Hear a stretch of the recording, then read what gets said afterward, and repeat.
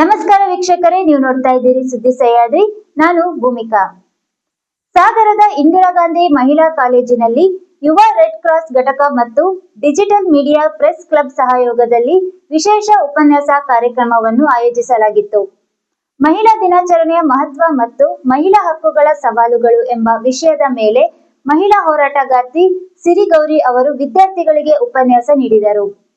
ಹಾಗೂ ಇದೇ ಕಾರ್ಯಕ್ರಮದಲ್ಲಿ ಡಿಜಿಟಲ್ ಮೀಡಿಯಾ ಪ್ರೆಸ್ ಕ್ಲಬ್ನ ಸದಸ್ಯರಿಗೆ ಐಡಿ ವಿತರಣೆ ಮಾಡಲಾಯಿತು. ಕಾರ್ಯಕ್ರಮದಲ್ಲಿ ಪ್ರಾಂಶುಪಾಲರಾದ ಟಿ ಚಂದ್ರಶೇಖರ್, ಸರೋಜಾ ಎಂ ವಕೀಲರು, ಎಚ್.ಬಿ. ರಾಘವೇಂದ್ರ, ಉಷಾ ಬಿನ್ ನಾರಾಯಣಪ್ಪ ಹಾಗೂ ರಾಘವೇಂದ್ರ ತಾಳಗುಪ್ಪ ಸೇರಿದಂತೆ ಗಣ್ಯರು ಉಪಸ್ಥಿತರಿದ್ದರು.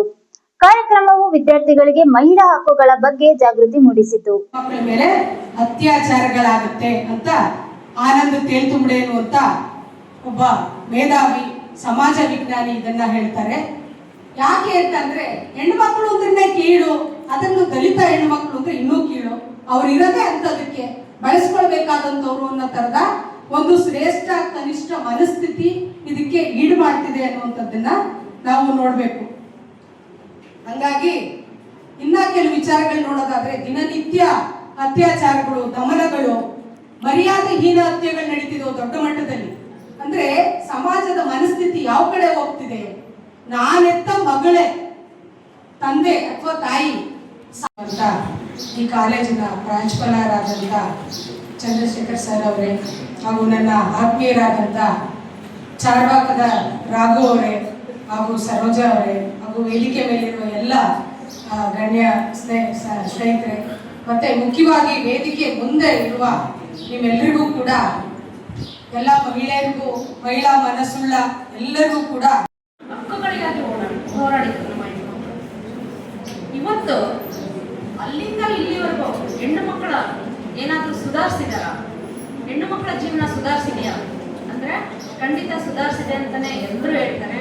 ಎಷ್ಟೊಂದು ಜನ ಹೆಣ್ಣು ಮಕ್ಕಳು ಶಾಲೆ ಕಾಲೇಜಿಗೆ ಬರ್ತಾ ಇದ್ದಾರೆ, ಎಷ್ಟೊಂದು ಜನ ಟೀಚರ್ಸ್ ಇದ್ದಾರೆ, ಡಾಕ್ಟರ್ಸ್ ಇದ್ದಾರೆ, ಲಾಯರ್ಸ್ ಇದ್ದಾರೆ, ವಿಜ್ಞಾನಿಗಳಿದ್ದಾರೆ, ಅಥವಾ ಸೈನ್ಯವನ್ನ ಮುನ್ನಡೆಸುವಂತ ಹೆಣ್ಣು ಮಕ್ಕಳಿದ್ದಾರೆ, ಲೈನ್ಮ್ಯಾನ್ ಇದ್ದಾರೆ, ಎಲ್ಲಾ ಕ್ಷೇತ್ರಗಳಲ್ಲಿ ಹೆಣ್ಣು ಮಕ್ಕಳಿದ್ದಾರೆ.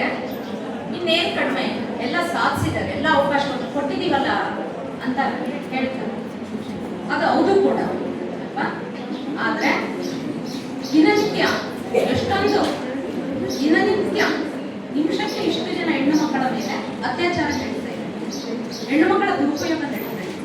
ಹಾಗಾದ್ರೆ ಒಳಗಡೆನೆ, ಸಮಾಜದ ಒಳಗಡೆನೆ ಈ ತರ ಘಟನೆಗಳು ನಡೀತಾ ಇದ್ರೆ, ನಮ್ಮ ಪಕ್ಕದಲ್ಲೇ ಇಂತಹ ದುರ್ಘಟನೆಗಳು ನಡೀತಾ ಇದ್ರೆ ನಾವೆಲ್ಲ ಓದ್ದವರಾಗಿ ಸುಮ್ಮನೆ ಇರಕ್ಕಾಗುತ್ತ?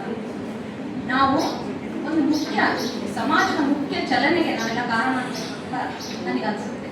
ಹಾಗೂ ಡಿಜಿಟಲ್ ಮೀಡಿಯಾ ಪ್ರೆಸ್ ಕ್ಲಬ್ ಸಾಗರ ವತಿಯಿಂದ ಆಯೋಜಿಸಿರುವ ಮಹಿಳಾ ದಿನಾಚರಣೆಯ ಕಾರ್ಯಕ್ರಮಕ್ಕೆ ಮುಖ್ಯ ಉಪನ್ಯಾಸ ನೀಡಲು ಆಗಮಿಸಿರುವ ಸಿರಿಗೌರಿ ಅವರ ಸಣ್ಣ ಕಿರುಪರಿಚಯವನ್ನ ಮಾಡಲು ಬಯಸುತ್ತೇನೆ. ಮುನ್ನಡಿಬೇಕಲ್ವಾ? ದೊಡ್ಡದಾಗಿ ದನಿ ಮಾಡಿ ಹೇಳ್ರಮ್ಮ ಮಕ್ಕಳ, ಮುನ್ನಡಿಬೇಕಾ ಬೇಡವಾ? ಈಗಲೂ ಕೂಡ ಅಲ್ಲಿ ಹಂಗೆ ಕೂಡಾಗ್ತಿದ್ದಂತ ಹೆಣ್ಮಕ್ಳಿಗೆ ಸುಮಾರು ಸತಿ ಬೆಂಕಿ ಎತ್ಕೊಂಡು ಕಾರ್ಖಾನೆ ಸುಟ್ಟೋಗಿದೆಯಂತೆ. ಸುಟ್ಟೋದಾಗ್ಲೂ ಕೂಡ ಬೀಗ ತೆಗಿಯಕ್ಕಾಗದೆ ಸುಮಾರು ಹೆಣ್ಣು ಮಕ್ಕಳು ಆ ಕಾರ್ಖಾನೆಗಳಲ್ಲಿ ಸುಟ್ಟು ಸತ್ತು ಹೋಗಿರುವಂತ ಉದಾಹರಣೆಗಳು ಕೂಡ ದೊಡ್ಡ ಮಟ್ಟದಲ್ಲಿದೆ. ಹಾಗಾಗಿ ಇದು ಇಂಪಾರ್ಟೆಂಟು. ಆ ನಂತರ ಕ್ಲಾರಾ ಜೆಟ್ಕಿನ್ ಅಂತ ಎಡಪಂಥೀಯ ನಾಯಕಿ, ಕಾರ್ಮಿಕ ವರ್ಗದ ನಾಯಕಿ, ಇದನ್ನ ನಂತರ ಫೈಟ್ ಮಾಡಿ ವಿಶ್ವಸಂಸ್ಥೆಯು ಕೂಡ ಇದನ್ನ ಮಹಿಳಾ ದಿನಾಚರಣೆಯನ್ನು ಆಚರಿಸಬೇಕು ಅಂತ ಒತ್ತಡವನ್ನ ತಂದ್ರು. ಸುಮ್ಮನೆ ಬಂದಿದ್ದಲ್ಲ, ಯಾವೊಂದು ಹಕ್ಕು ಕೂಡ ಹೆಣ್ಮಕ್ಳು ತಿಳ್ಕೊಳ್ಳಿ, ಸುಮ್ಮನೆ ಬಂದಿರೋದಲ್ಲ. ನಾವಿವತ್ತು ಏನು ಉಂಟಾ ಇದೀವಲ್ಲ, ಎಲ್ಲ ನಾವು ಕಾಲೇಜ್ ಹೋಗೋ ಫೆಸಿಲಿಟಿ ಇದೆ, ನಮ್ಮ ಆಯ್ಕೆ ಮಾಡ್ಕೊಳ್ಳುವಂತ ಸಬ್ಜೆಕ್ಟ್ ಆಯ್ಕೆ ಮಾಡ್ಕೊಳ್ಬಹುದು. ಒಂದು ಮಟ್ಟಕ್ಕೆ ನಾನು ಕಾಲೇಜ್ ಓದ್ತೀನಿ ಇದ್ರೆ ಓದಿಸ್ತಾರೆ. ಮದುವೆ ಕುಟುಂಬದ ಒಳಗಡೆ ಈ ಮದುವೆ ಈ ಹುಡುಗ ಇಷ್ಟ ಇಲ್ಲ ಅಂದ್ರೆ ಬೇರೆ ತರದ ಆಯ್ಕೆಗಳು ಇರ್ತವೆ. ಆದಷ್ಟು ಇದು ಏನು ಅಂತರ್ಜಾತಿ ವಿವಾಹಗಳು ಒಂದೊಂದು ತುಂಬಾ ಮಟ್ಟಿಗೆ ಆಗ್ತಿಲ್ಲ, ಒಂದು ಮಟ್ಟಕ್ಕೆ ಆಗ್ತಿದ್ದಾವೆ. ಆ ಎಲ್ಲಕ್ಕೂ ಕೂಡ ಇವತ್ತು ಆ ಹೆಣ್ಣು ಮಕ್ಕಳು ಸೌಸ್ ಬಂದಿದ್ದಂತ ಹಾದಿ ಏನಿದೆ ಅದು ಮುಖ್ಯ ಕಾರಣ.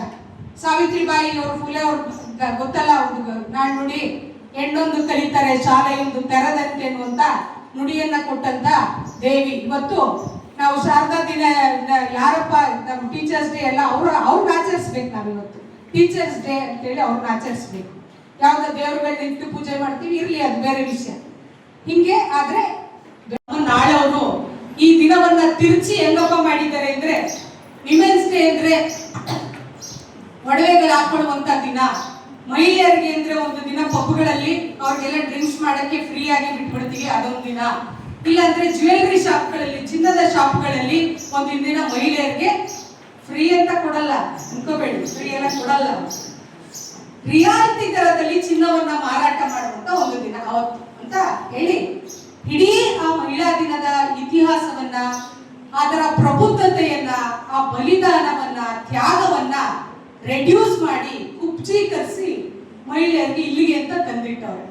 ಹಾಗಾಗಿ ನೋಡೋರ್ಗೆ ಏನಪ್ಪಾ ಅಂದ್ರೆ, ಅಯ್ಯೋ ಮಹಿಳಾ ದಿನಾಚರಣೆ ಬಿಡ್ರಿ ಅಂತೇಳಿ ಶಿವಸುಂದರ್ ಅವರು ತುಂಬಾ ಒಂದು ಒಳ್ಳೆ ಕವನ ಬರೆದಿದ್ದಾರೆ. ಹಾಗೂ ಅವರು ನೋಡಿರ್ಬೇಕು, ತುಂಬಾ ಬಹಳ ಚೆನ್ನಾಗಿದೆ. ಸೂಕ್ತ ಅನ್ಸಿದ್ರೆ ನೀವು ಯಾರಾದ್ರೂ ಓದಿ, ಅದು ಇವತ್ತಿನ ಸಂದರ್ಭಕ್ಕೆ ಬಹಳ ರೆಲೆವೆಂಟ್ ಕೂಡ ಅಂತ ಅನ್ಸುತ್ತೆ.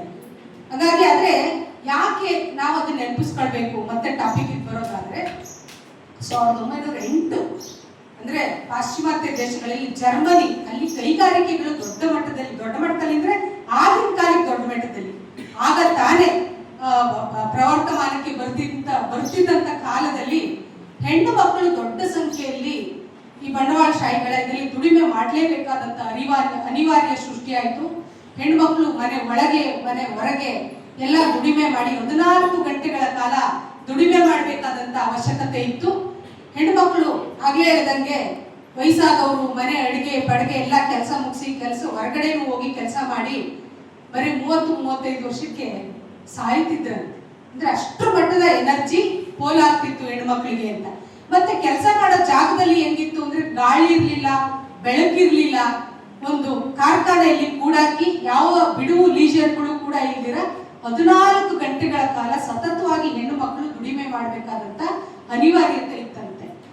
ಅಲ್ಲಿ ಅಷ್ಟೆಲ್ಲ ದುಡಿಮೆ ಮಾಡಿದ್ರು ಕೂಡ ಸಂಬಳ ಸರಿ ಇತ್ತಂದ್ರೆ ಸಂಬಳನೂ ಸರಿ ಇರ್ಲಿಲ್ಲ. ಮತ್ತೆ ಆ ಹೆಣ್ಮಕ್ಳು ಯಾವ ಬ್ರೇಕು ನ್ಯಾಚುರಲ್ ಇದಕ್ಕೆ ಅಂದ್ರೆ ರೀಸಸ್ಗೆ ಹೋಗೋದಿರ್ಲಿ, ಟಾಯ್ಲೆಟ್ಗೆ ಹೋಗೋದಿರ್ಲಿ, ಹೆಣ್ಮಕ್ಳು ಮುಟ್ಟಿನ ಸಂದರ್ಭ ಬಂದ್ರೆ, ಪ್ರೆಗ್ನೆಂಟ್ ಇದ್ರೆ ಯಾವ ಇದಕ್ಕೂ ಕೂಡ ಏನು ಮನ್ನಣೆ ಇಲ್ದಂಗೆ ಆ ಹೆಣ್ಮಕ್ಳು ದುಡಿಬೇಕಾಗಿತ್ತು. ಅಂದ್ರೆ ಅಲ್ಲಿನ ಬಂಡವಾಳ